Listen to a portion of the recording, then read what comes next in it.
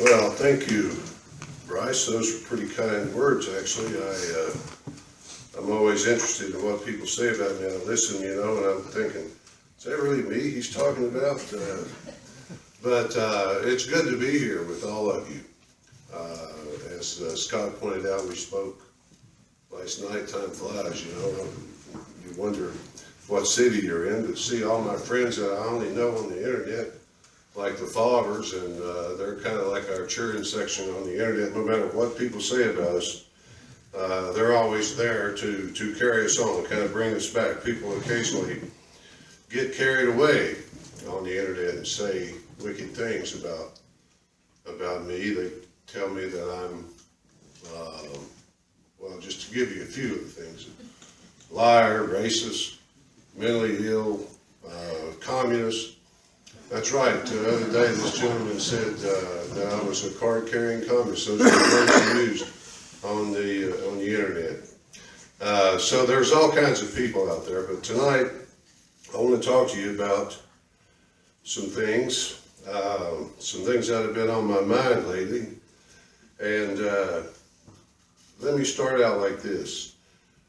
The heart is deceitful above all things, and desperately wicked. Who can know it? So says the words of the Holy Bible, Jeremiah chapter 17 and verse 9. God told the prophet Jeremiah to go out and preach to the people and tell them that hard times were coming if they didn't repent, if they didn't change. Things were going to get bad. So Jeremiah did that. He went out, and in chapter 6 and verse 16, he told them to seek out the old paths. He said, seek ye out the old ways, the old paths, and walk therein. But the people wouldn't hear him. They said, no, we will not walk those paths. And so God sent them into exile, where they remained in Babylon for 400 years. And he told them while they were there just to occupy, to burrow in and live among the people. That's something, a lesson that we might have to take very soon. I don't know what he's going to do with us. We'll see. I know one thing, though. I'll tell you what's wrong with our country. I'll give it to you in 2 words: human nature. Human nature. The more things change, the more they stay the same. In the last 6,000 years, very few things have changed. People are still people. They are what they are. Power corrupts. This is kind of a theme I've been on in this campaign for a while. Power corrupts. Political power I'm talking about. It corrupts the mind and the morals. It corrupts everything. It is, what is political power? It is the legalized privilege of using brute force against anyone, even people who haven't done anything wrong. And our government today claims that power over every human on earth. Wouldn't you like to be emperor of the world? Who wouldn't? Emperor of the world is kind of what the American president holds himself out to be. He holds his meetings, he compiles his kill list, and he sends his drones out to kill anyone he wants. But simpler than that, you're at home. Let's say that you own a restaurant and you sell pizza and other good things.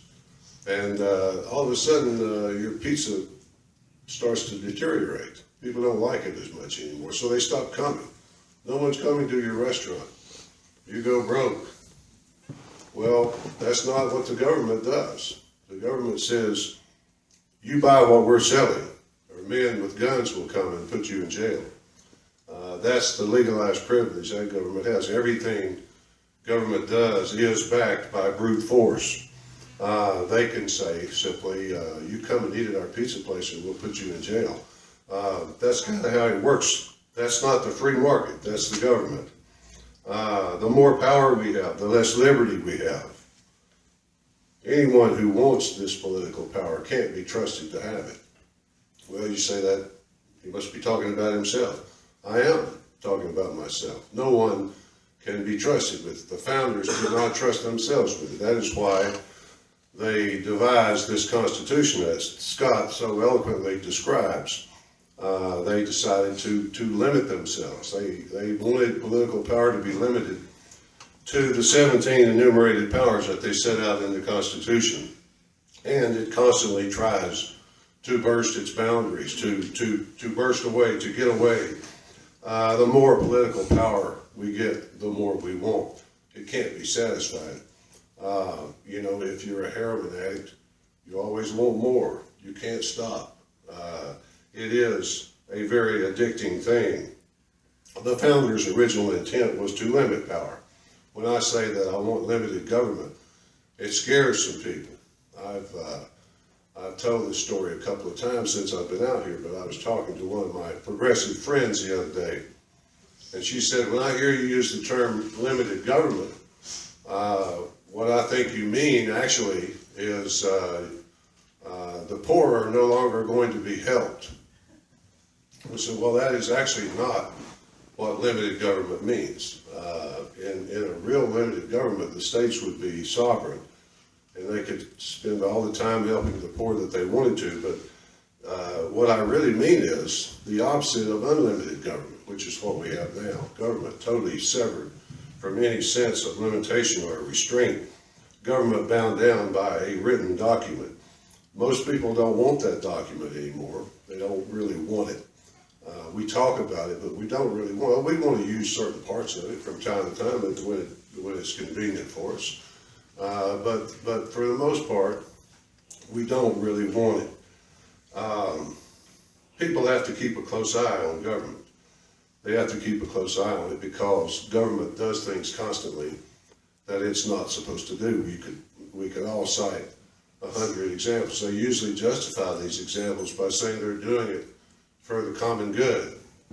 Mrs. Clinton is pretty upfront about that. She's honest about it in one sense, and that is she says we're going to take things from you for the common good. But you know, you can think of all these it conjures up images in my mind. I ask people sometimes, well, if I brought a police SWAT team into your neighborhood, broke into your house, and stole everything valuable in it, would you be comforted by knowing that I was going to give part of it to the poor? Most people would say no, but power is by itself the problem. It must be limited. How do we do that? Well, let me give you an example. This $3 trillion that pumped into the economy since the crash in 2008 hasn't worked. The Fed, the Federal Reserve, is out of bullets now, so it's struggling. What should we do? Leave it to the free market to resolve the problem, to clean out the mess, let us walk through the valley for a few months and then recover and go on? No, that's not what the powerful do. They say, well, the reason it's not working is because we haven't done enough of it. We got to do more of what has not been working. This is what power seekers do. They never admit that we should go back, as Scott said, to the beginning and look at the back trail of where we come from. Governments should simply do whatever it deems necessary, whatever is necessary. If it's necessary to lie, then we do that. If it's necessary to tell the truth, then we do that. That's the very definition of fascism. But the Bill of Rights is the answer. The Bill of Rights is the answer. It's written in common human terms, and anybody can read. And to us, it is sacrosanct. It should all be followed.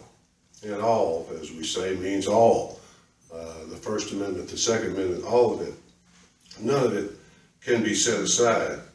But the fact is, this is not being done, not by a long shot. Government is not following any of it. It's all about to be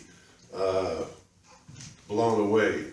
It's about to be blown away, as we were talking about Mrs. Clinton's email scandal and the things she did, and the fact that Mr. Jim Comey, director of the FBI, who has prosecuted many people for classified materials litigation, said he was not going to prosecute her. She had no bad intent, he said, but he said he admitted that other people similarly situated would have been prosecuted. In other words, there is two sets of laws. There really are. There are two sets of laws now. Let's just get used to that. There's a set for them and a set for us. They have no fear of prosecution, none whatsoever. Did it get dark in here, or am I crazy? You heard that old joke about Charlie Manson when he was up for his parole hearing after 30 years in Vacaville. Is it hot in here, or am I crazy? But people are desperately looking around for how can we solve this problem. How can we get back to where we're supposed to be? How can we rebuild the foundations upon which we base our lives? Well, Mrs. Clinton may not be on trial, but the American political system is on trial. The whole system is on trial before the American people, and it's being found wanting right now. Maybe she should be on trial, but the American system is on trial. What should we do? Well, we in the Constitution Party see things a certain way. And I like to think if Scott and I were elected, there are things we could do. So I want to tell people kind of a picture of what life in a Castle-Bradley administration would look like. Some of the things Scott's touched on, the UN, the Federal Reserve, things like that. No more rule by executive order. I'll give you another example. There's some problems recently. The president said that he was going to execute this climate change agreement without Senate confirmation. He's just going to sign it himself into law. Well, they get around that by calling it an agreement. So it's not a treaty, so it doesn't require Senate confirmation. He just signs it. We have many treaties like that. The Agenda 21 treaty from the Rio Conference, the Strategic Arms Limitation Treaty, the Senate, the Law of the Sea Treaty. The Senate hadn't ratified any of those, but every president continues to enforce them, just simply rule by executive order. There are so many things that we could do, so many different things that we could do to change this country. Let me just talk about a few of them. Political power corrupts the mind and the morals. As I said, no one can resist it. There's only so much political power that we can give to government without having irreparable results. In the right area of abortion, if you want to talk about it, if you're a pro-life person like I am, as I tell people, you know, if you are pro-choice, as they say, any of the other candidates will do, but if you're pro-life, I'm the only real choice that you have. We have ceded to government the right to decide what a person is, to tell us we are or we are not persons. The Supreme Court in the Roe decision and following decision said, well, yes, you're right, if these little children living inside their mother's bodies were people, then it would be unconstitutional, but they're not. See, the Fifth Amendment and the 14th Amendment both say no person may be deprived of life, liberty, or property without due process. No person may be deprived of life, so they get around that by just saying, well, they're not persons. So who is next in line to be not a person? I always tell two examples of this that's happened before in history. In the Dred Scott decision, 1849, Dred Scott was a slave who escaped from his owners in the state of Missouri. And he brought suit. He found himself a lawyer. And he brought suit against the state of Missouri and against his owner, saying that his captivity violated the Fifth Amendment. And that case went all the way to the U.S. Supreme Court. And Chief Justice Roger Taney wrote the majority decision. He said, well, you're right, Mr. Scott. If you were a person, this would be unconstitutional, but you're not a person, so it's perfectly okay. Once again, the system takes upon itself the right to decide what a person is. A more recent example, recently in our past, the German nation, the Nazis, they decided that an entire class of people were not persons. Jews, they said, were subhumans. They mixed several other people in there, you know, gypsies, homosexuals, many other people that had mental problems, things of that nature, but primarily they focused on Jews, and they said since they're not really people like us, they have no rights. We can imprison them, we can send them to the camps, we can murder them at will, we can torture them, and so forth. So that is a more recent example, an example of something that we simply cannot allow to happen here in America. I was in Milwaukee the other day. I went up there Joan and I did, to the greatest fair on earth, is the way they describe it. The Milwaukee, I'm sorry, I said Milwaukee, the Minnesota State Fair. They say it's the greatest fair on earth, but it's really not much good in Milwaukee. I had a law office there for 10 years, and you can trust me on this. But in Minnesota, there's some good things. This fair is an amazing human achievement. You'd have to see it to believe it. Just the food part, where they sell everything fried. People wear shirts that say, fried, you'll like it. Everything fried on the, pork chop on a stick, fried olives on a stick, you name it, they've got it. It's 2 miles just around the food part. That's how big this fair is. Everybody in Minnesota goes to it. Well, Joan and I went to it, and we manned the booth there. They had a really nice booth that some people had made that are part of that party, and we stood there in the booth all day, and we talked to people as they came by. But I met this gentleman. He came by the booth, and he had an effect on me. He had a life-changing effect. I really enjoyed talking to him, but he introduced himself to me by coming up to me and saying, "Did you know that it doesn't make one bit of difference who wins this election?" And I just let him talk, He said, the reason that is because God doesn't hold us accountable for who wins the election. He only holds us accountable for what we individually do. And so he goes on to tell me about his life, this man does. Turns out he had served in the Minnesota legislature for 16 years. And he had eventually been defeated and gone to that mythical place called spending more time with my family. But he told me a story that he did when he was in the Minnesota legislature. They have some kind of like a library, I guess, a research center, where legislators can get information. They can tell these people to do research for them, and they produce charts and graphs and everything. So he was very curious about the number of abortions that have been committed in America since it's been declared legal by the U.S. Supreme Court, as compared to the number of immigrants in America. And what he found was that the number coincides almost exactly, which is an amazing coincidence. Now, he's talking about illegal and legal immigration. Everyone who has come to America during this period of time, I think Roe was 1973, right? Everyone who's come, both legally and illegally, matched the 60 million abortions fairly clearly. So his conclusion was that God, as a punishment to us, I guess, has replaced the people we've killed with foreigners. I don't know if that's true or not, but it's an interesting theory. It was fascinating. He's in the process, he says, of writing a book about it, which he has asked me to review for him. So I'll be happy to do that when it comes out. Well, that was that man's interesting thing, 60 million. So we offer our children up to Moloch, as the people in Jeremiah's day did.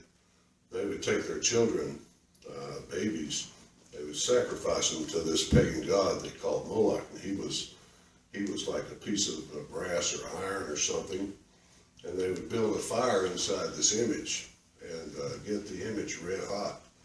Moloch he was just a piece of metal, and they would build this fire up until this image of this pagan god would start to glow red. They would put their babies on the image, deliver their children to Moloch, which we're still doing today, not so dramatically. But as the recent videos of Planned Parenthood show, it's perfectly all right in America. if you want to cut unborn children into pieces and sell their body parts to the highest bidder.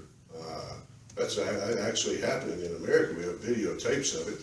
They prosecuted the people who made the videos, but not the people who cut up the babies. This is America today. This is the rule of law in America today. One law for them.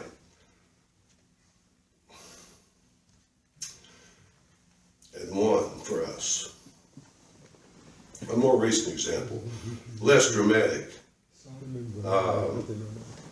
is giving the internet to the United Nations. The president says he wants to turn the internet, which people here in America invented, which is intricate to our freedom, he wants to turn it over to the Chinese, the Russians, and the other people who control the United Nations. Well, if he was trying to buy the directorship, it didn't work, because they didn't give it to him anyway. They said no to his directorship of the UN. They normally want a person in the moral hellhole to become director of the UN. And we know that President Obama is born right here in America, so there's no problem in that regard. They rejected him. Now, I want to quote to you a gentleman from China. His name is Han, H-A-N, Han. Just two Hans, not three. Han, this man's name. And he's a writer. I read his stuff from time to time. He's a very prolific writer, and his work has been read by millions. Just to give you a quote, he writes a lot of stuff and publishes it on the internet in China. He says, quote, "In a land full of unchecked power, no one is safe, including those in power," end quote. Now, it goes on to say that the internet is freedom. It represents freedom. Millions see your post. Oh, he said in China, where I'm from, they take the stuff down as soon as you put it up. You put up an article and it's down before you know it, but millions have seen it. That's the point. They can't stop it from being seen at this point. I'm sure they're working on the technology to do that, but he can post his stuff, this man, and millions see it before they take it down. That is one reason why the internet is so important, and it's one reason why we are so desperate to restrict it, to regulate it, to get away with it. The government wants everything right under its control. You know, power corrupts. Let's get it all under our control. We don't want any people out there getting uppity and being free and things like that. Power holders have one law for them and one law for us. This is how the politicians today see themselves, like royalty. Gentleman that Scott alluded to today, where he and I did the interview at the newspaper, which goes out to every Mormon in the world, we're told. This newspaper, the gentleman said to Scott, "Do you think President Obama thinks of himself as a monarch?" Well, I mean, I don't know if he thinks of himself as a monarch or how he thinks of himself. I suspect when he looks in the mirror, he sees a pretty good-looking guy, and he's pretty happy with that. He doesn't sit around and think, well, my heart is desperately wicked, and above all things, I'm an evil, wicked person. I'm so excited about that. No, he sees himself totally different than that. But he is a monarch in one sense. He is an absolute ruler. He has absolute power. No one can stop him. This is true of our leadership today. The rule of law is dead in America. It's dead. Dead as they say. It's dead as fried chicken. But fried chicken can be brought back to life, I've heard. Maybe, just maybe, we could bring it back to life. Now, Mrs. Clinton said recently, to show how these people feel and see themselves as royalty, so far above us, she said that half of the Trump supporters should go into what she called a basket of deplorables. They're deplorable, she said. She said they were racist, xenophobic, homophobic, Islamophobic, you name it. Every kind of phobic you could think of. That's what these people were. Well, you've seen analysis of it, I guess. Normally about 65 million people vote Republican. So half of them, that's 32.5 million people that are deplorable. That's not even the worst of it. She went on to say they're irredeemable. But she said the good news is they're not American. They're not American, half of the people that would vote Republican. irredeemable. Not even Jesus could redeem these people. They are so far gone. Even the blood of Christ could not redeem them. But I don't need her to be my redeemer, to tell me I can't be redeemed. Anyway, this is how they think of themselves. I wonder what we will do as they prepare our police and military for armed insurrection inside the United States. Anybody can see this. I mean, a blind man can see it in 30 seconds what's happening in America with the police. You know, all these people, the Black Lives Matter and all these other people, you know, there's some legitimacy to some of their claims, not many of them. Mostly, well, I better stop right there because I get myself in trouble if I go much further with it. But I will say that there's some truth to the militarization of the police, as once again Scott alluded to, and I have developed some theories about this, about why it is. He told us about this little tiny town up in the northern part of Utah that has its own military type vehicle, like a tank, a mine resistant vehicle like you see rolling down the streets of Baghdad with desert camouflage paint on it and things like that. And there's a connection. This is my theory. There's a connection between Iraq, Afghanistan, and Utah. They both look the same if you get outside Salt Lake City. No, that's not what I mean. That's not what I mean. What I mean is many of the people who man the police departments of America are combat veterans of our desert wars. In Dallas, I read that more than 50% of the police department in Dallas are military veterans. They've sent all these men and women over to the desert to fight these brown people. I fought yellow people. My brother next to me, he fought yellow people too in Korea. I had another brother, my oldest brother, he fought white people. We don't fight white people anymore. He fought white people in Germany during World War I, World War II. But I fought yellow people. And all these men and women were over there in the desert, and you know, the rules of engagement for a soldier or a Marine in combat are different than they are from a police officer. They are told, one of the first things they taught me when I was a young Marine training to be an officer, a leader of men, an officer of Marines they called it. They said the mission of the Marine Corps is to close with and annihilate the enemy, to inflict maximum attrition on him, to make sure that when the widows are crying, when the babies cry for their lost fathers, that it's their babies, not yours. That's what soldiers do. They kill the enemy. And they don't ask a lot of questions about it. You know, airplanes come over, they drop bombs, and you know that old Civil War ditty. The cannonball don't pay no mind who's taken and who's left behind. But anyway, that's the mentality of war. These people come back and they join police departments in mass numbers. And I imagine, now I have to admit I'm guessing about a lot of this, but I imagine when they're out there on the streets of the cities of America, it's not so easy to get that mentality out of your mind. And all of a sudden now your rule of engagement is to protect and to serve. They see themselves now not as protecting and serving as much as they enforce laws, no matter how stupid the law is. Did you know that there's over 4,000 federal criminal statutes now? Over 4,000 things the federal government says we should be able to send you to prison for.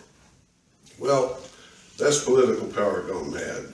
But anyway, the question becomes for us, what will we do? What will we do? Will we accept marginalization, impoverishment with joy, or will we do something about it? We could change it in the Constitution Party. I like to tell people, you know, as a joke, when I was down in Texas, I spoke down there to a group of people on Saturday, and I said, what day is this? They said Saturday. I said, if you let me president, I'll have this mess straightened out by Friday. So it might take us a little bit longer than until Friday, because that's just tomorrow. But the point is, we would pledge our lives to do that. I know Scott would do that. And if I fail in the struggle, he would not let the flag hit the ground. I have no doubt that if I were elected, somebody would probably kill me. People like us, we're not allowed to have power. I mean, you know, the system is just too big, it's too powerful. And the people could rise up and elect us president and call us blessed, but there is so much out there. You know, the last president who actually made his own decisions, John Kennedy, and he got the message loud and clear that that's not acceptable. As Bill Clinton said, I can still hear him saying it, he said, everybody thinks I'm this big, powerful person, but all I really do is announce the decisions of others. You have to play the game, or the game will eliminate you. That's the way it works. This is the America of today, sad but true. As Bryce said about me, I oftentimes like to try to tell you the truth. You know, myth is a lot easier to take than the truth. When you look in the mirror, you see the truth. You see the age in your face. You see the color of your hair.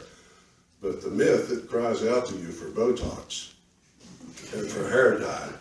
But we don't believe it. We don't accept it. We look for the truth, no matter what it says about us. You know, the truth, the real estate agent comes out to your house. He examines it. You think it's worth $200,000. No, it's actually only worth $150,000. He tells you about all the appraisals and how they're bogus, but if you're going to sell it, you know, it has to be right. That is reality, cold hard reality. You can't live on myths forever, although we do a pretty good job of that here in America. Will we accept their marginalization, their impoverishment with joy and excitement? Just give us some more. We can't wait for it. Or will we do something about it? Time will tell, folks. Time will tell. Thank you once again for having me. I really appreciate it. It's a pleasure, man. And an honor, actually. That's the word I was looking for. It's an honor to be among you, to be among people of like mind, of similar like mind anyway. A gentleman stopped me this morning, actually. I was in a hotel up in Logan. Is that right? Logan, yeah. A really nice hotel. Ronald Reagan slept in my bed once, I was told. That's true, that's a true story. I slept in the same bed where Ronald Reagan slept, which is pretty spooky, but they have a free breakfast there like they do in so many hotels. Now, Joan and I went to breakfast, and as we were about walking back, this man come up behind me, and normally if that happened to me in Memphis, I would probably try to shoot him if he sneaked up on me like that, but he said, hey, he yelled at us, and I turned around and he had a copy of this newspaper that Scott alluded to that we had done the interview for. It was on the front page, and he said, isn't that you? I said, well, yes, it is. And he said, you spoke at the school the other night. I said, yeah. So he goes into a long diatribe about what is actually wrong in America. It was an amazing thing to hear. If you'd heard it, you'd have been amazed. It was, I've never heard anything exactly like it. I thought, when he left, I said to Joe, I wonder how much of that's actually true, if any of it is, because, when the 250,000 Chinese troops that they've got stationed up there just north of Logan come pouring down out of the woods, I wonder if anybody will notice, but I'm sure there's a lot of it true. I have no doubt about the United Nations and how wicked it is. I'm rounding, folks. Let me just finish by asking my friend Bryce here. It's 8:25. Should I take questions or are we done? I think we have time for questions, don't we, Frank? What? Let's take 10 minutes for questions. 10 minutes for Frank questions, the man says, starting right now. So if anybody wants to ask me anything, I'll try to answer it. Seeing none? Anyone? No? No, that's a quick 10 minutes. Yes, sir. Sir, what would you do if you were elected president to defend our nation against the existential threat of EMP and nuclear attack? You scared me there when you said the word existential. I thought Uh-oh, he's going into something where I don't even know what he's talking about. I don't know the answer to your question. The reason I don't know is because this country has 16 different intelligence agencies, and they all have a head. It's got all the heads of the armed forces. I would have to sit down with those people, along with people who understand these things, scientists, technicians, or whatever, people that were responsible to the commander-in-chief, and we would do our best to try to defend our country from that type of thing. But sitting here where I am in, where are we, Salt Lake City? In Salt Lake City, I can't answer it. I don't know what I would do, but I would do whatever it took, I guess would be my answer. Anyone else? Best thing you can do to avoid that type of attack is live up in Logan, where I was. No one's gonna bother you up there. Yes, sir. Thanks. I was told that I've noticed that the first federal regulatory agency was I think it was the Interstate Commerce Commission. It no longer exists, I guess, but it was created in 1887. Surely it still exists somewhere. Oh, does it? Yeah. But it created 100 years after the Constitution was written. So I kind of doubt that any of the founding fathers are still around. And if they had intended for that kind of thing, don't you think they would have created? I mean, all this licensing and regulation. Yeah, I was telling someone, and I can't remember who I told this story to, but I saw a cartoon one time. Moses came down the mountain, down the road, and he walked up to the edge of this cliff. All the children of Israel were spread out below him on the floor of this cliff. And he held up the tablets and he said, "This is the law." And he looked behind him, and going up the mountain, up a long winding road, was a train of semi-trucks. He said, "Those are the regulations." But yes, somebody writes a law, somebody makes a law, and then there are literally sometimes hundreds of thousands of pages of regulations that are actually the law, that are written by a bunch of kids right out of college a lot of times. I know this is true because my son-in-law did it. He was one of the kids who writes regulations for other countries. I mean, it's incredible but true. Anyone else? Yes. How would you stop the Federal Reserve then? Since Well- they're about the worst thing. Yeah, how would I stop it? Well, it requires Congress, of course, and Congress could repeal the Federal Reserve Act anytime they want to. So I would try to use my office to get the people behind me, and I'd say, "Look, you elected me to do this. You know that's why you wanted me in office.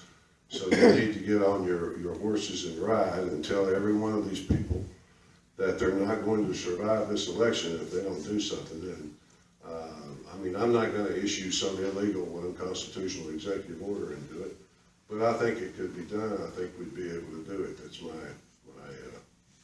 yes. Anyone else? Yes, sir.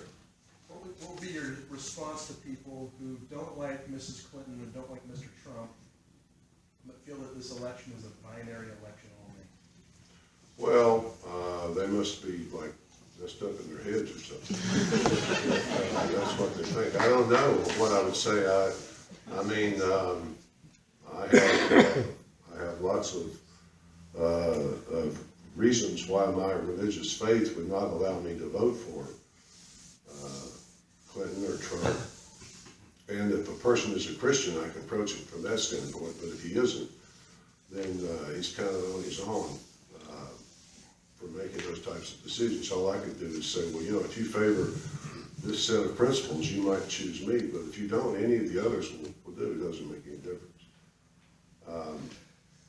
I've got to say, common sense says that we vote for you. Common sense. I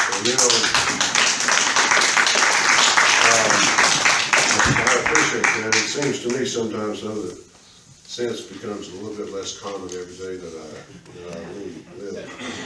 Anyone else? Yes, sir, in the back.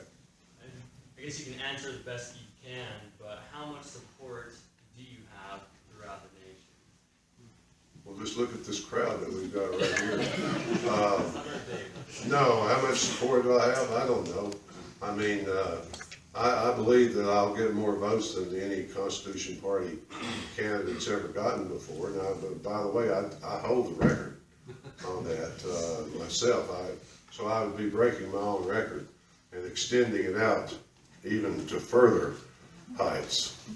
But Chuck and I are the record holders for votes for presidential candidates, and Scott and I believe we can exceed that. I'm kind of being humorous. I don't know, but the truth is lonely. It's a lonely concept, but nevertheless, I'll take it. So, you know, I mean, I'm on the ballot in 25 states. You can see our names listed on the ballot in 25 states. In 21 other states, my wife tells me, you can vote for us by writing us in. So that's 46 states.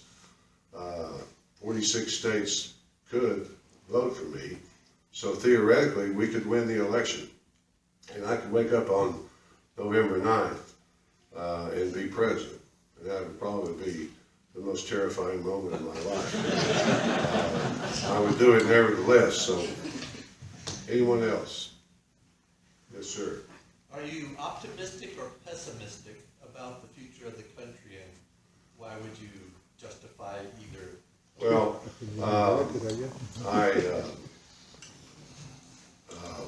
I'm very optimistic long term.